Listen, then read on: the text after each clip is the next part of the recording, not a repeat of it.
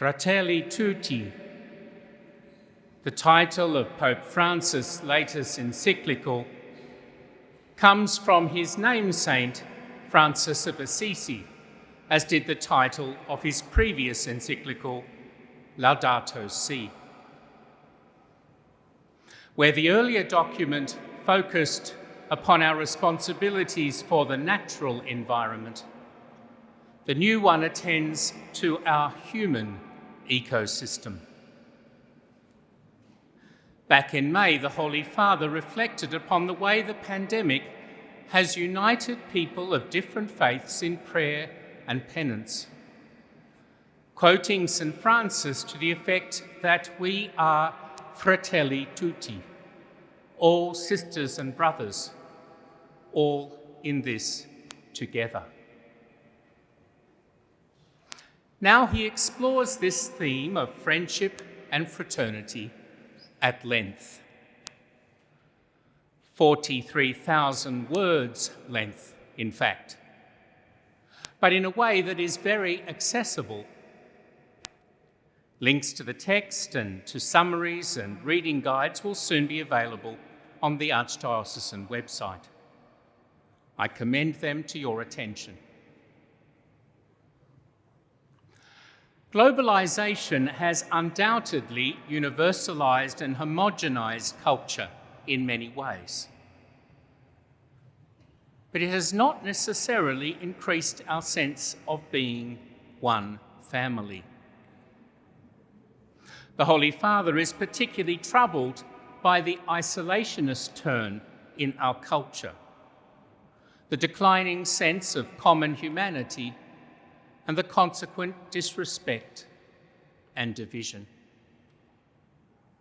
Amongst the storm clouds he identifies are a cultural and historical amnesia that encourages a shallow, rootless individualism,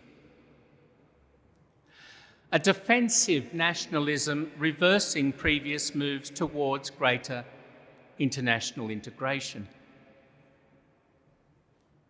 a culture of polarization, extremism, trolling, and despair. A throwaway society that readily disposes of those regarded as unuseful, unprofitable, or unloved. A piecemeal Third World War of acts of warfare and of terrorism, racial or religious persecution, modern slavery, and other affronts to human dignity. Pressures driving mass migration, but also hostility to newcomers. A deficit of moral wisdom to match our technological advances.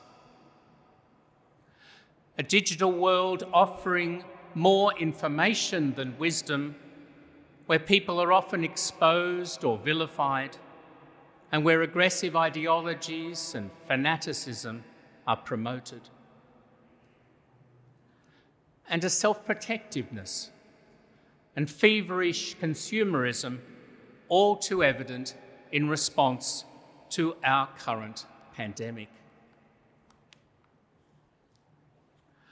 Pope Francis could undoubtedly have identified more challenges, but he's already the most prominent current critic of modernity, even as he recognises its many positive dimensions.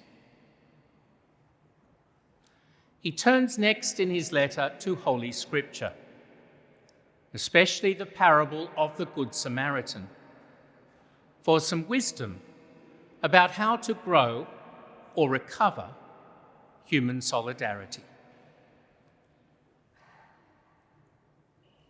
In this morning's Gospel, we hear Jesus' famous teaching that we should render unto Caesar what is properly Caesar's, and to God what is properly God's.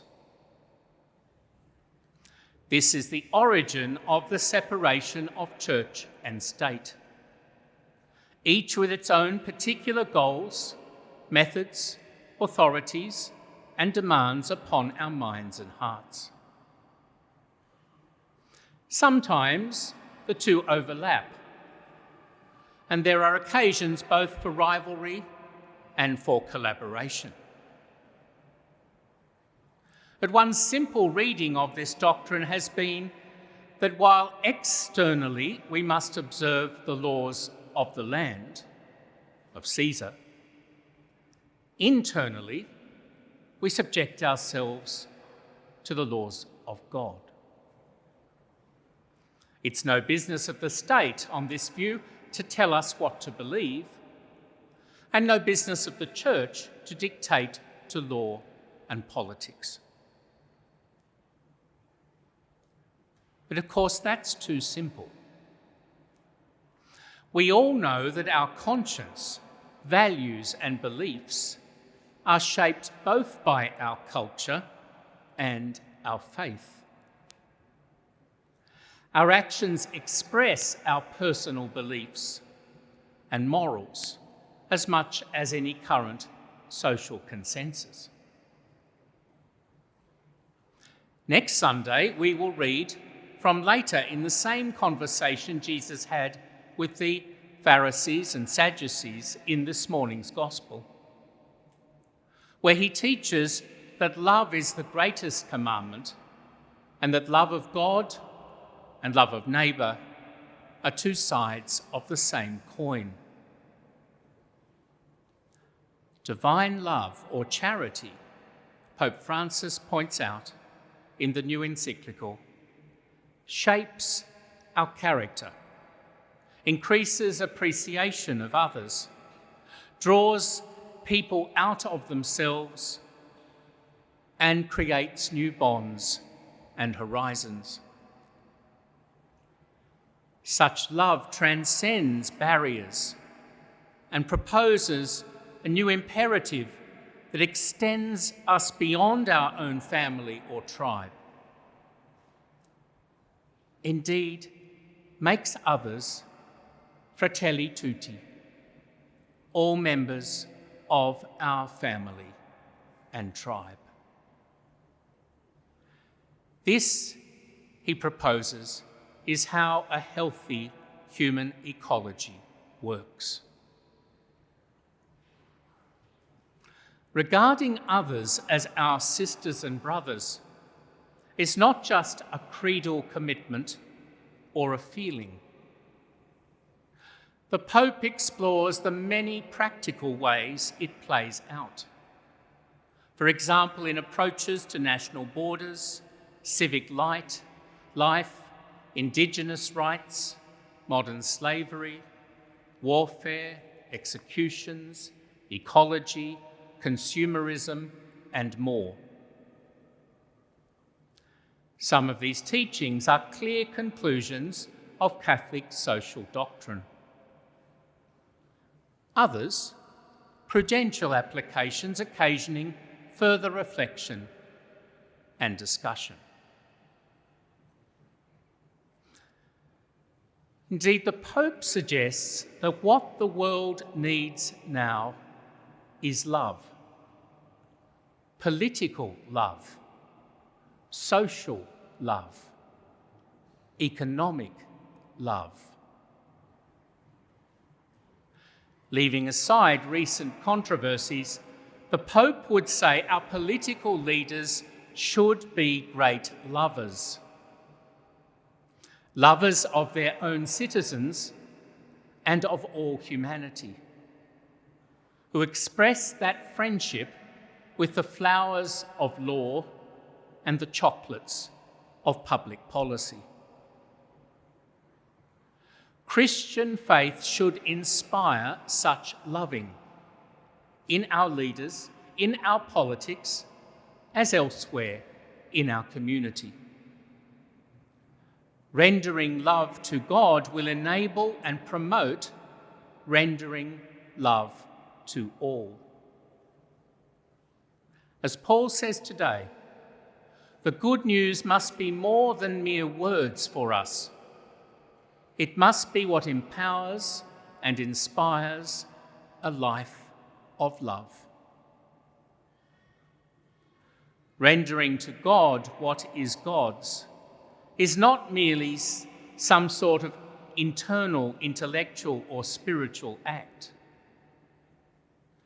but also a whole of life, body and soul activity in the external world, making our every act one of self-sacrifice and worship. On this Mission Sunday, we recall the words of the 2nd century church father, Tertullian of Carthage. He reported that what converted the pagans more than Christians' words and arguments was the witness of Christian love. See how these Christians love one another, they said, and how ready they are even to die for each other. May our love convert the world in this millennium also.